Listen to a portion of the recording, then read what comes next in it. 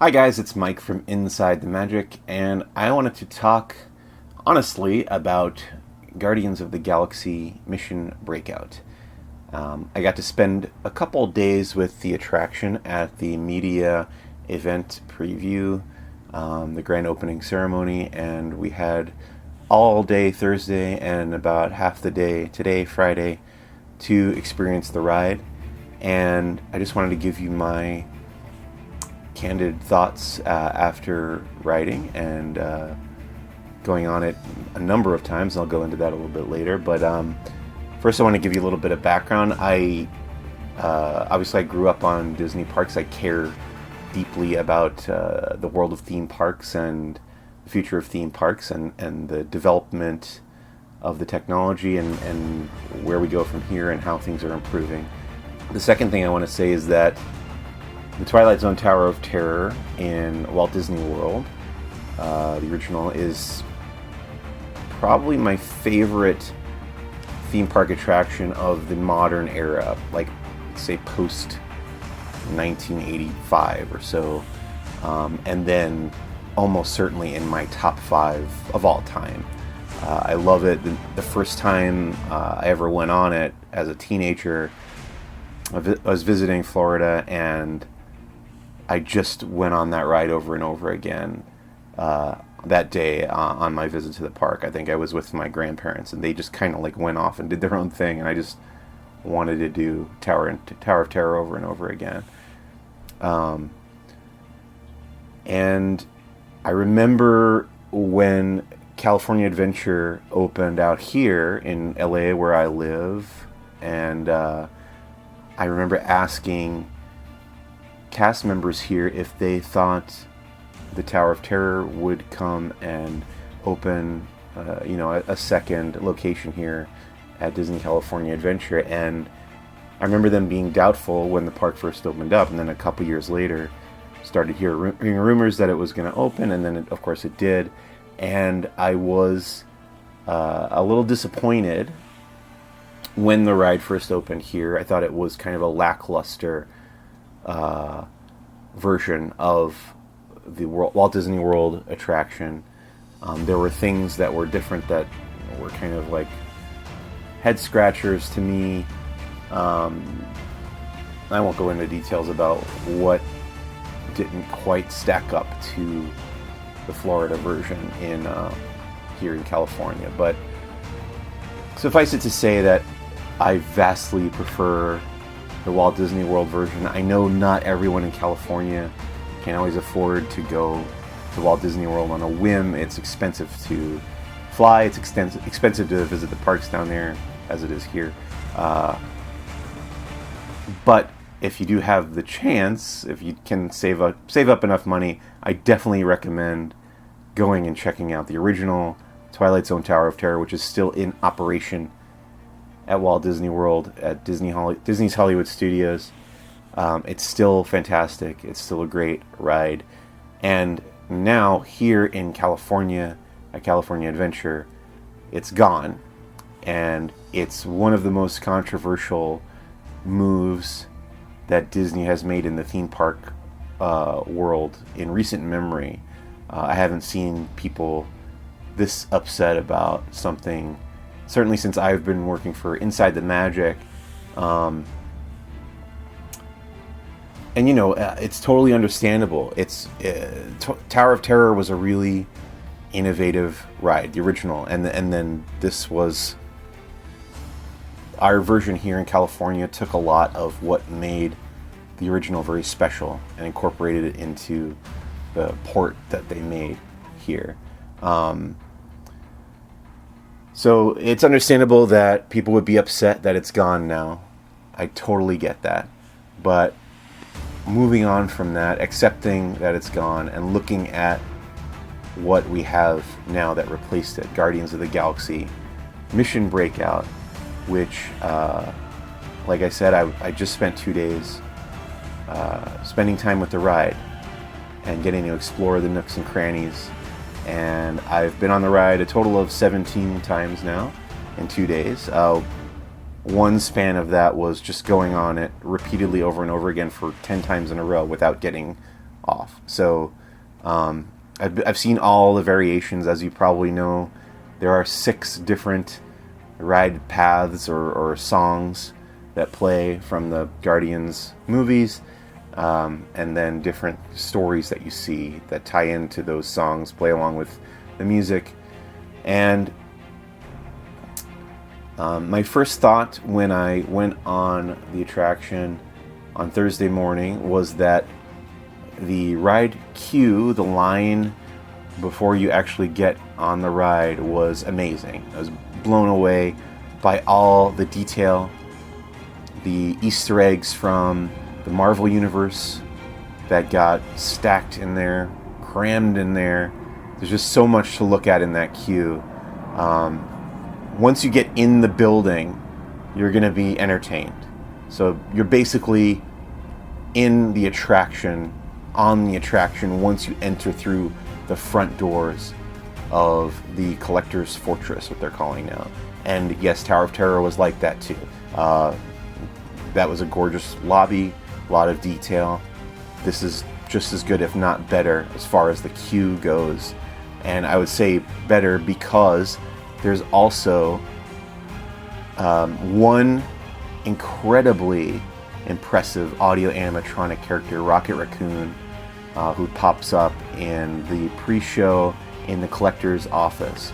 And then prior to that, you'll see there's a couple more simple animatronics happening here and there in the display of the collector's collection, in the Tivan collection, as they call it.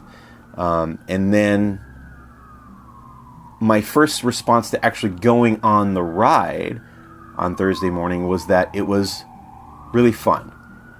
And I did say, I remember tweeting this out on Inside the Magic Twitter, it's a really fun ride.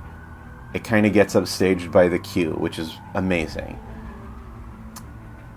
Over the course of the following day and a half, I rode it, like I said, 16 more times, and I've come to feel like the ride is incredibly fun. So much so that I did it that many times. I must have really enjoyed it. I mean, I will say that having that kind of access to the ride, you know, I could do it as many times as I wanted to. I could hang out in there as much as I want. They wouldn't even make me get off the ride. I could just go and over and over again. And yes, that kind of spoiled me, because I'm trying to imagine what it would be like to wait 2 hours to get on Guardians of the Galaxy Mission Breakout, and then ride the ride, which is less than 3 minutes long, and then get off, and what that experience would be like, as opposed to what I went through when I didn't have to wait in any kind of queue. I could take my time and do what I wanted and experience the queue and the ride at my own pace and leisure. There's a great moment at the very beginning of the actual ride portion of the attraction, where, and you've probably seen this if you watched any of the videos that we've posted, the videos that have gone up elsewhere, was in the footage that Disney released. But you see Rocket's shadow from above the elevator being cast on the wall in front of you, and he unplugs the cable that's bringing the collector's voiceover, and he plugs in Peter Quill's Walkman, and the music starts. Now, with each experience, each time you go on the ride, that's a different song. There's 6 different songs that you can get. That, over the 17 iterations that I rode, that became my favorite part of the ride, because once that song starts, you know which version of the ride you're going to get, and you remember all the cool things that happen in that unique version, and all the parts that make that path special. I'll give you an example. The song Free Ride comes on, and you know that there's this sequence where Baby Groot presses a button and the Guardians of the Galaxy are suspended in zero gravity for a few sequences on the ride. So you know that's the free ride path. It also really helps that the music is uniformly very upbeat. I was riding with other reporter friends, and it kind of became like a little bit of a party. I thought of a party. I thought of going on like an adventure with your friends. And if you go to Disneyland with friends, as many people do, if you're not going with your family or both, that's kind of what you want to experience. In most Disney attractions, the guest is a part of the story of the ride. And that's definitely very true in Guardians of the Galaxy Mission Breakout. Rocket Raccoon has enlisted you in helping to break his friends, the Guardians of the Galaxy, out of the Collector's Fortress. Of course, the ride is a lot more energetic than the Tower of Terror was. The Tower of Terror is about setting a mood, an eerie horror story kind of mood. Guardians of the Galaxy is an action-adventure comedy, sci-fi. So it's the ride itself reflects that different genre. You're constantly in motion, moving up and down. Even when you stop to watch a scene, you'll watch the Guardians of the Galaxy going through a short scene on a screen in front of you, but the elevator car is still bouncing up and down as though it's out of control. And then in addition to seeing the scenes playing out in front of you and obviously going up and down, you're accelerating at high speeds up, and then you're dropping down, being pulled down again, as that ride system is capable of doing that. Rocket Raccoon is giving you a running commentary of quips and jokes, and then when you get up to the very top and the doors open and you can see all of California Adventure and Disneyland in the distance, in a few of the paths, he actually makes a joke about Disneyland, which I wasn't expecting at all. And I'm pretty sure it's one of the few rides that actually uses the word Disneyland, that a character actually says the word Disneyland in the story of the ride. It kind of breaks that fourth wall, but in a very fun way that fits in the universe of Guardians of the Galaxy. So here's my bottom line. I think the ride itself is really, really fun. I think people are going to say it's a little too short, especially after, I'm sure, what are going to be very long waits after the ride opens up tomorrow. I'm sure the wait's going to be hours and hours. And then you're going to get on the ride, it's going to be less than 3 minutes long, and you're going to go, oh, that's it. But in length, I'm sure it's not much shorter, if it is shorter at all, than Tower of Terror was once you're actually on the elevator. I bet they're about the same length. I think everyone's going to be blown away by the queue area, just standing, once you get in that main lobby, analyzing the details, finding the Easter eggs, then going into the collector's office, watching the rocket animatronic. You're going to be amazed by that. And once you get on the ride, you're going to have a fun time, and it's going to be over, and you're going to want to do it again because you're going to want to see all 6 variations, but the line's going to be really long, so you're going to have to come back another day. And is it a bummer that Southern California theme park fans don't have the Tower of Terror anymore? Of course. That had become a staple of going to that park. I went on that ride almost every time. I went to California Adventure after it opened. I really enjoyed it, even though it didn't quite live up to the Florida version. But in the end, I'm perfectly happy that what was a replica of another ride that existed elsewhere that didn't ever quite live up to that version has now been replaced by a brand new, really fresh, really fun, unique, exciting ride that doesn't exist anywhere else.